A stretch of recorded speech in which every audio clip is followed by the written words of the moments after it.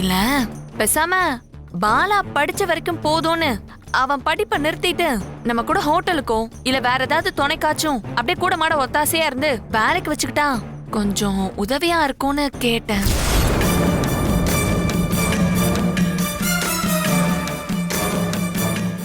அது மட்டும் இல்லங்க, உங்க மாமாவும் வீட்ல சும்மா இருக்காம ஏற்கனவே பாத்துட்டு இருந்த டிரைவர் வேலைக்கு போனா அவர் பொண்டாட்டியோட ஹாஸ்பிட்டல் மாத்திரை மருந்து செலவுக்கு இந்த மாதிரி சின்ன சின்னதுக்கெல்லாம் ஹெல்ப்பா இருக்கும்ல. அதனால உங்களுக்கு மட்டும் இல்ல, இந்த மொத்த குடும்பத்தோட சுமையும் கொஞ்சம் குறைஞ்சிரும்.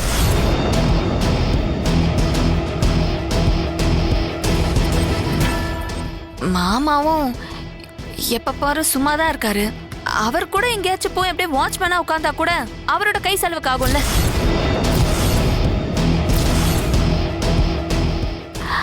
மாமாக்கு கொஞ்சம் மைண்ட் ஃப்ரீயா இருக்கும். நம்ம வீட்டுக்கும் அப்படியே வருமானம் ஆச்சு. இன்னும் எத்தனை நாளைக்கு நீங்களே தனியா கடந்து கஷ்டப்படுவீங்க? என்னங்க சொல்றீங்க? என்னடி சொல்ற? எங்க அப்பா செக்யூரிட்டி வேலைக்கு போணுமா? நீ சொல்றதெல்லாம் கேக்குறன்றதுனால நீ என்ன வேணாலும் பேசுவியா? இங்க பாரு, நான் மனுஷனா இருக்கேன், மிருகமா மாத்திராத. யார் யார வேலைக்கு போக சொல்றது? நல்லா மாடு மாதிரி ஹோட்டல பாத்துக்கிறேன்னு சொல்லிட்டு ஊர் சுத்திட்டு வரீங்க. இந்த வயசுல ஹார்ட் பேஷண்டா இருக்க எங்க அப்பா செக்யூரிட்டி வேலைக்கு போகணும் இல்ல? இங்க பாரு, அவங்க அப்பா அம்மா என்கிட்ட இருக்கோ இல்லையோ கடைசி வரைக்கும் நான் கடன் வாங்கியாதான் அவங்களுக்கு செய்வேன். செஞ்சாகணும், அது என்னோட கடமை. இதுல நீ ஏதாவது தலையிட்ட மரியாதை கெட்டுரும். செய்யுங்க, நல்ல கடன் வாங்கி ஜாம் ஜாம்னு செய்யுங்க. ஆல்ரெடி ஒண்ணுத்துக்கும் வக்கு இல்லாம இருக்கும். இன்னும் நல்ல கடன் வாங்கி வாங்கி உங்க குடும்பத்துக்கு சூப்பரா கொடுங்க. சீக்கிரமா அப்படியே நம்ம நடு தெருவுக்கு வந்து நின்றுவாங்க. ஆமாடி, செய்வேன் செய்வேன். ஊருக்கே ஆக்கி போட்டு பசியோட வந்தவங்களுக்கு இல்லன்னு சொல்லாத குடும்பம் தான் எங்க குடும்பம். இன்னைக்கு அவங்களோட தேவை கூட பூர்த்தி செய்ய முடியாம போனதுக்கு காரணம்